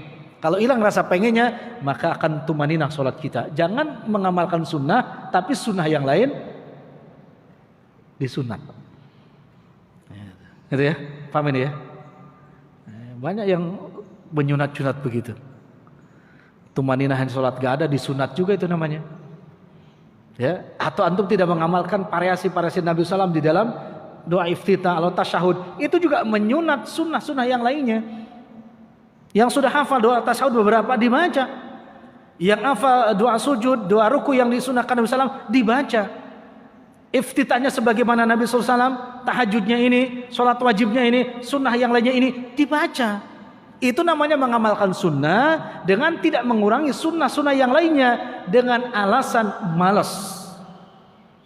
Ya, dengan alasan malas. Tapi kalau nggak bisa ya nggak ada masalah. Tapi yang nggak boleh dengan alasan malas. Ini yang akan mengakumulasikan amal soleh kita sehingga kita tidak menyalahkan persepsi karena apa? Doa-doa kita yang tidak dikabulkan oleh Rabbul Alamin Allah Azza wa Jalla. Itu ya, seperti itu ya. Baik. 10 menit lagi insyaallah. Antum bisa buka juga surah Al-Ankabut ayat 14-15. Walaqad arsalna Nuhan ila qaumihi. Sungguh Allah telah mengutus Nabi Nuh alaihissalam kepada kaumnya. Falabitha fihim alfasanah. Nabi Nuh tinggal bersama kaumnya alf sana, 1000 tahun, illa khamsina aman, dikurangi atau kecuali 50 tahun. Berarti 950 tahun. Nabi Nuh hidup berdakwah bersama apa? Kaumnya.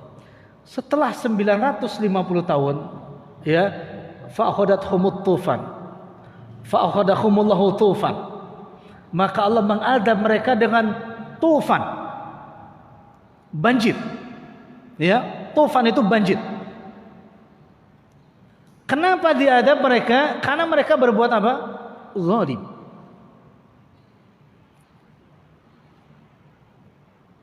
Ini Nabi Nuh bersama kaumnya.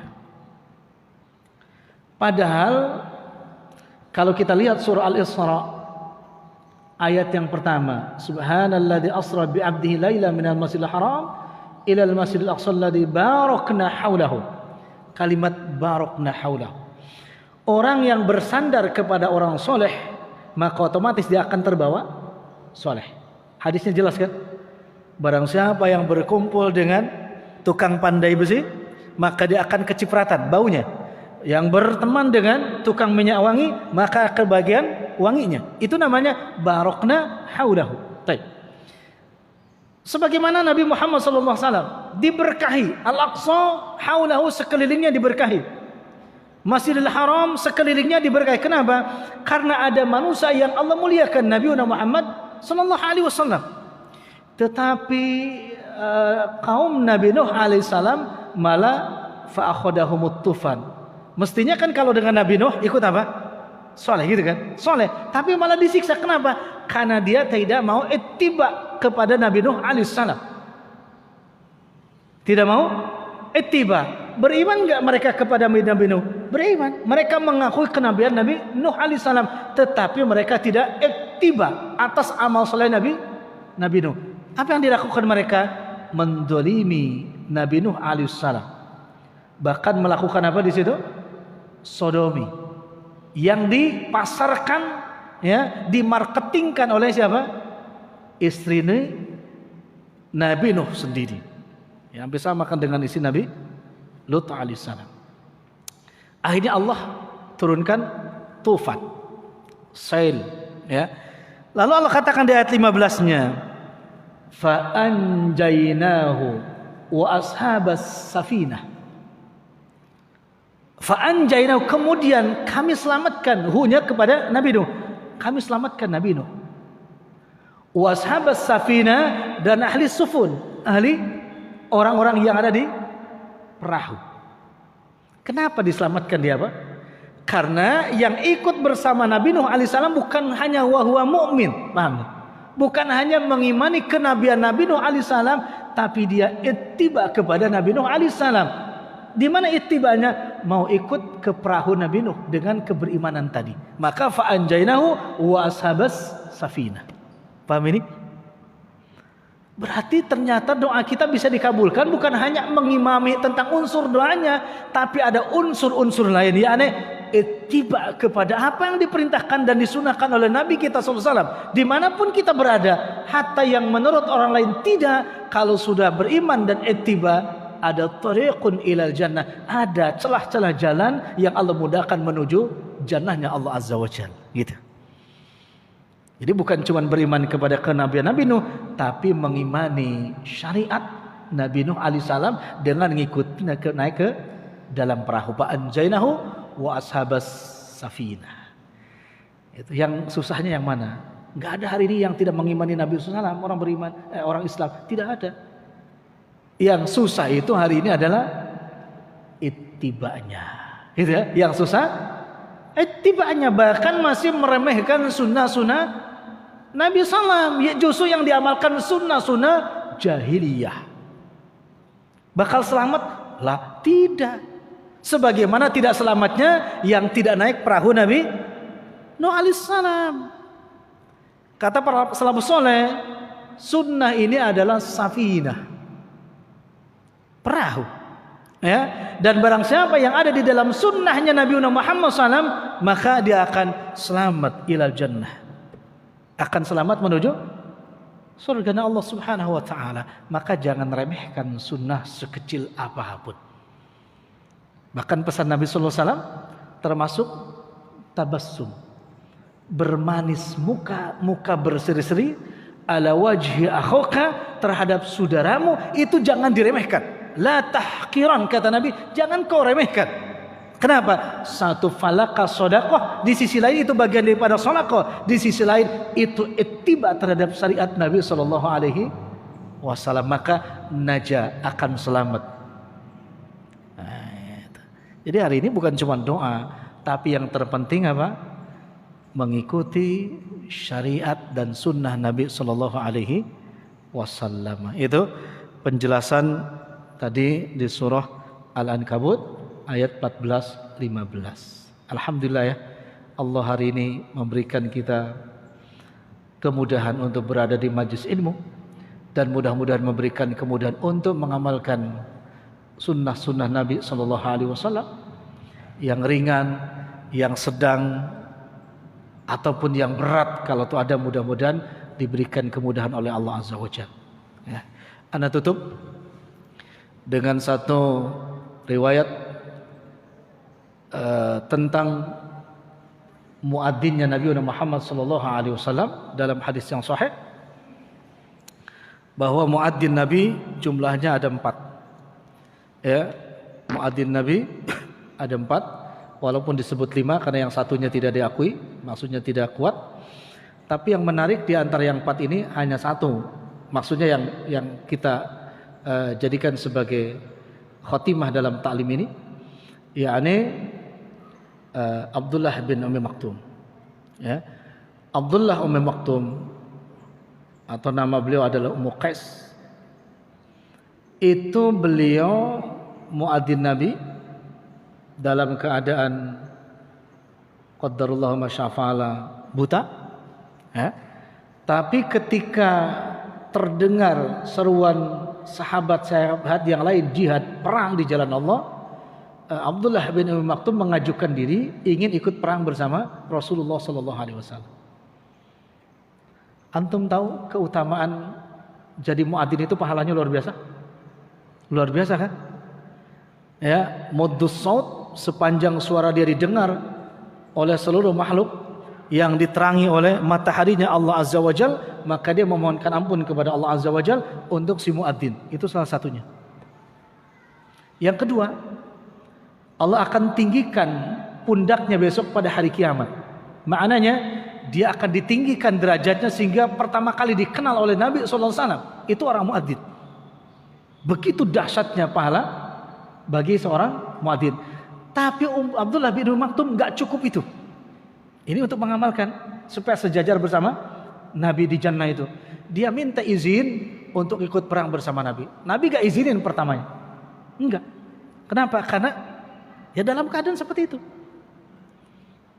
Logikanya, kalau antum diangkat jadi muadzin Nabi SAW dan sudah dijanjikan dengan surganya, kira-kira kalau ada perintah perang, tetap ikut perang atau mengatakan cukup ya Rasulullah, saya muadzin saja? Kira-kira milih yang mana? Tetap ikut perang atau cukup jadi muadzin? Kayaknya antum cukup. Kalau masuk surga cukup, ngapain saya repot-repot? Cukup jadi muadzin aja Rasulullah. Cukup. Mungkin cukupnya 3 kali. Yakfi ya Rasul. Cukup ya Rasulullah. Abdullah bin Maktum enggak, minta. Kan dahsyat juga kan pahala orang yang jihad itu. Akhirnya diizinkan oleh Nabi SAW, tapi hanya diizinkan untuk membawa liwa, bendera. Jadi mengacungkan bendera itu di medan perang beliau. Dan beliau meninggalnya bukan dalam keadaan azan, tapi meninggalnya di medan perang ketika mengangkat benderanya Rasulullah SAW. Luar biasa. Dia sudah dapat pahala banyak dari adanya, plus dapat pahala apa? Sebagai syahid di medan perang. Jadi itu nggak merasa cukup dengan amal soleh, tapi tetap bagaimana kita supaya mendapatkan kecintaan dari Nabi SAW, bahkan ya mudah-mudahan bisa bersanding bersama Nabi Sallallahu Alaihi Wasallam. Itu ya, terakhir seperti itu. Baik, kita cukupkan dulu. Ada pertanyaan? Silakan. Waalaikumsalam.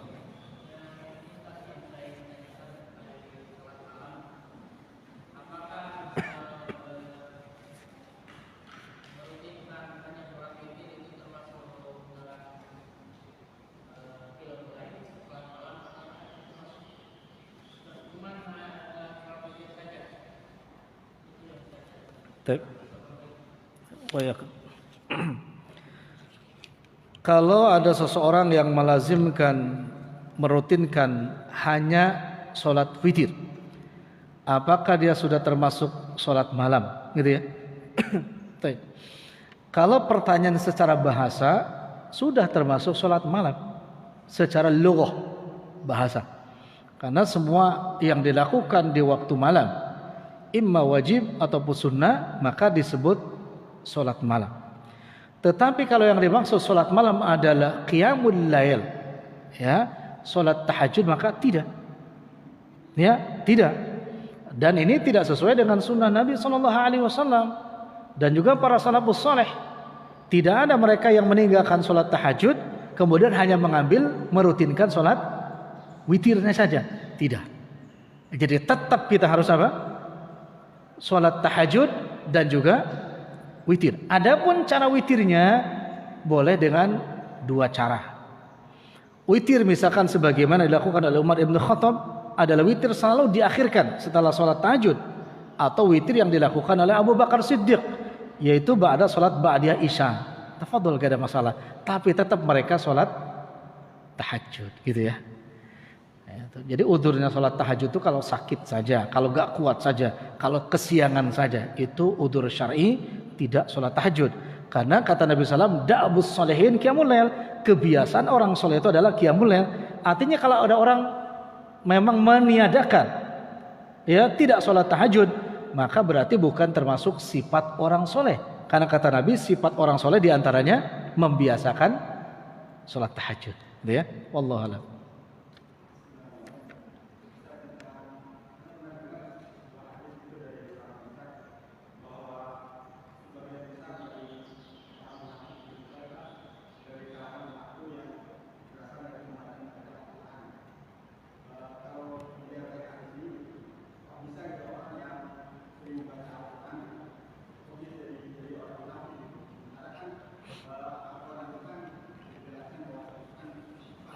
Nah, itu aja.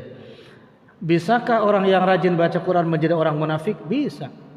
Bukan cuma orang munafik, bisa jadi orang kafir. Musailamah al-Kadzdzab itu hafal hadis dan hafal Quran, tapi ternyata menjadi apa? Pembesar orang munafik, bahkan al-Kadzdzab, pendusta. Dengan apa? Pertama, tujuan membaca Qurannya adalah bukan lillah, bukan karena Allah. Atau ya, udah keluar tuh. Yang kedua, tujuan Qur'annya adalah lid dunya, untuk mencari apa? Kehidupan dunia. Itu sudah jelas munafik. Ya, itu dalam niatnya, itu dalam niatnya, belum dalam prakteknya.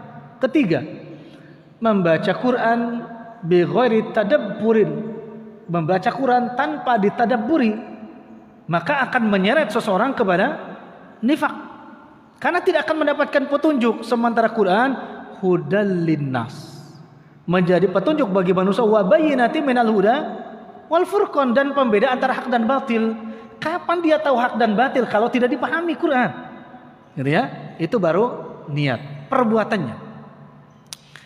Perbuatannya seseorang tadi kalau keluar daripada niatnya lillahi ta'ala dalam membaca Quran, dimanapun dia baca, di tempat yang mana ia baca, sudah jelas munafik, bahkan bisa syirik. Contoh, sebentar lagi bulan Ramadan, antum kalau dengar seorang imam sholatut tarawih membaca ngimamin sholat tarawih, rakaat pertama pakai lagu Syekh Abdurrahman As-Sudais, rakaat kedua pakai lagu Syekh Bandar Badila, rakaat ketiga, pokoknya setiap rakaat lagunya beda-beda. Tanya, tujuannya apa? Mau musabaqah atau ngimami orang? Atau mau mengatakan, hada ana, ini aku nih yang bisa semua syekh? Jelas itu. Jelas. Maka Imam Ahmad rahimahullah ketika ngajar taklim seperti ini, Imam Ahmad suaranya bagus, merdu. Tapi biar tidak terdengar merdu, Imam Ahmad berpura-pura zukam, berpura-pura flu, berpura-pura serak. Supaya apa? Supaya tidak menganggap jamaahnya beliau suaranya bagus. Ini malah ada imam sholat taraweh, lagunya macam-macam. Di komen di YouTube-nya, luar biasa, ente baklul. Kalau luar biasa, tujuannya apa? Ya, satu lagu aja. Kenapa? Ditadabburi. Gitu ya. Hati-hati loh kalau dengar gitu. Ya, antum kalau tahu ilmunya nasihatin, berdua. Ya, ajak, Ustadz sudah makan belum? Kata kebetulan belum. Ayo, ajak ke warung. Wah, itu kalau nasihatin begitu dulu, ajak makan ke warung. Udah makan, gimana Ustadz? Kata Ustadz, alhamdulillah sahabatnya kenyang. Alhamdulillah Ustadz. Ngomong-ngomong Ustadz, Masya Allah luar biasa lagunya itu. Tadi Ustadz tuh 11 rakaat itu 11 imam, luar biasa Ustadz. Masya Allah, ini ajib marah. Mohon maaf Ustadz. Nah itu baru tuh poinnya, mohon maaf. Setahu anak gak pernah dilakukan oleh para salafus saleh, oleh generasi terbaik yang suaranya bagus-bagus. Imam itu kok setiap rakaat suaranya beda-beda atau lagunya beda dengan Ustaz. Mohon maaf Ustaz ini. Nah itu nasihatin. Ajak makan dulu. Kalau sudah diajak makan dia masih marah, emang dia sifatnya pemarah, udahlah kayak begitu kan. Ya, udah antum pakai dalil wa tawasaw bil haq wa tawasaw bis shab. Itu. Ya. Atau misalkan dia ngimam lagunya satu. Tapi dia pakai luhumul jahiliyah, dilakukan sebagaimana orang-orang jahiliyah untuk menarik orang-orang, bukan lagu tahazun. Sedih itu bukan karena tadabbur, tapi biar dikatakan oh dia hello, lagunya tuh hello, bagus. Itu pun juga sudah munafik. Gitu ya. Jadi babul munafik, pintu-pintu untuk menjadi dia munafik itu banyak. Siapa itu? Para pembaca Quran.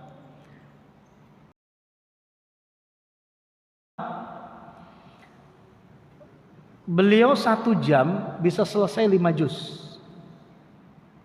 Tapi nangis tuh 5 juz 1 jam.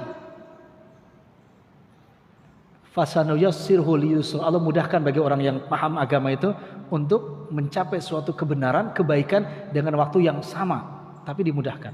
1 jam 5 juz. Ana 1 jam tuh baru ana 1 jam.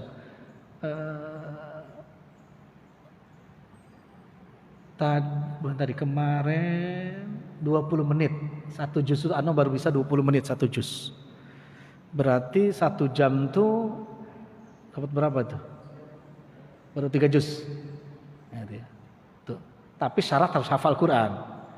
Yang dihafal. Kalau nggak hafal nggak bisa 20 menit 1 juz. Ya, harus hafal. Imam Syafi'i luar biasa, hafal segala-galanya Quran. Gitu. Dia nangis. Bagaimana hari ini ada orang baca Quran ketawa-ketawa. Mustamin wal mustami'atnya berkata-kata yang gak jelas. Maka ada qori sampai ngambek, marah sama mustami'nya itu. Ini ya. Jadi nifak itu. Ya, itulah wallahu alam seperti itu. Anda mohon izin dipotong ini tadi. Nah, pertanyaan terakhir tentang mau tanya apa artinya al-adab qaulul ilmi. Mohon penjelasannya Ustaz. Anda lihat ditulis di kaca belakang mobil. Oh, ini orang kreatif juga ya. Nulis adab qaulul ilmi di kaca mobil. Tujuannya untuk siapa? Untuk dia atau untuk yang lihat mobil dia? Ya. Ya, baik. Qaulu atau adab qaulul ilmi. Adab qaulul ilmi itu ucapan para penuntut ilmu. Qaul itu kan ucapan. Qaulul ilm, ucapan para, maksudnya adab berbicara para penuntut ilmu. Baik, sahih, betul itu. Ada adabnya berbicara para penuntut ilmu. Kapan? Fi majlisil ilmi atau fi ghairiha. Di dalam majlis ilmu atau di luar majlis ilmu. Maknanya apa? Orang yang sudah menuntut ilmu itu, maka kata-katanya harus beradab. Harus punya adab, akhlak. Orang yang sudah menuntut ilmu, di antara akhlak orang yang sudah menuntut ilmu ucapannya adalah ketika berjumpa dengan saudaranya selalu mengucapkan apa? Salam. Itu adab. 1. Kedua, ketika bertemu dengan orang yang usianya lebih tua, maka orang yang punya ilmu ketika sudah mengucapkan salam, maka dia menunggu orang itu untuk berbicara. Tidak dia nyerocos sendiri sebelum yang lebih tua ilmunya berbicara, lebih tua umurnya berbicara. Itu adab qaulul ilmi. Misalkan anak 47, mohon maaf, Bapak 18. Masya Allah. Katakanlah Bapak 48 lah, beda setahun dengan anak, ya. Kemudian kadang-kadang juga untuk menjawab salam, anak harus menunggu Bapak dulu. Anak waalaikumsalam. Nah, ada orang yang sudah menuntut ilmu ketika mau berbicara. Kita kan kalau bertemu bicara itu, yang muda menunggu yang lebih tua umurnya itu berbicara. Itu bisa dilihat di dalam kitab Al-Adab Al-Mufrad. Anak tanya, Abu Bakar dengan Umar usianya tuaan mana? Abu Bakar dengan Umar. Taib, Abu Bakar. Itu pernah ketika jalan sampai Umar itu punya buruk sangka. Termasuk Abu Bakar juga. Kenapa? Biasa sahabat kalau jalan ke masjid tangannya bergandengan. Walaupun jauh rumahnya, sampai masjid atau ketika mendengar adzan baru lepas. Kenapa? Para sahabat kalau masuk ke masjid, Pak, sebelum adzan berkumandang udah jalan ke masjid. Beda dengan yang lain sahabat hari ini. Komat. Baru jalan, dia sebelum adzan sudah keluar rumah. Lalu bergandengan tangan. Itu Umar dan Abu Bakar tidak. Umar diam, tidak mengucapkan salam, Abu Bakar diam. Ini ada dalam Al-Adab Mufrad. Sampai diadukan kepada Nabi Shallallahu Alaihi Wasallam, ya Rasul, tadi ke masjid ini kenapa ya? Ini berdua diadukan. Orang soleh itu begitu Pak, ingin segera islah. Yuk datang kita adukan, dua-duanya datang ke Nabi. Masya Allah, ini ingin mendapatkan jannah. Kata Abu Bakar, ya Rasulullah, tadi Umar tuh barang ke masjid tidak biasanya. Biasanya dia masalah salam kok dia diem. Apa masalahnya? Tanya Nabi, wahai Umar, Anda punya masalah apa? Umar senyum Pak, Abu Bakar makin keki. Loh ini tanya masalah malah dia senyum, gitu kan? Ditanya masalah malah senyum. Apa kata Umar? Ya Rasulullah, sebelum saya menjawab, saya mau ngadukan pertanyaan juga. Kenapa Abu Bakar tadi tidak seperti biasanya ngucapin salam, tapi diam saja sampai saya masuk masjid? Ini dua-duanya keki, tapi keki dalam menghadapi kebenaran yang benar. Akhirnya Abu Bakar cerita. Kata Abu Bakar, saya ingin mendapatkan pahala dari ahli surga yang sudah dijamin olehmu ya Rasulullah masuk surga, biar dia bersodakoh kepada saya mengucapkan salam, dan saya juga bersodakoh kepada beliau mengucapkan salam. Tawadunya Umar kepada siapa? Abu Bakar. Abu Bakar kepada Umar. Usianya Umar lebih muda, tapi alasan Abu Bakar karena Umar sudah dijamin masuk surga. 10 sahabat yang sudah dijamin masuk surga, biar Umar saja duluan ucapin salam. Karena dia punya kelebihan. Apa kelebihannya? Dia sudah dijamin surga. Apa kata Umar? Ya Rasulullah, udurku juga sama. Pertama, Abu Bakar itu kan sudah dijamin masuk surga juga. Yang kedua, beliau itu kan lebih tua usianya, maka aku nggak mendahulunya. Ini adab. Nangis Pak dua-duanya, berpelukan.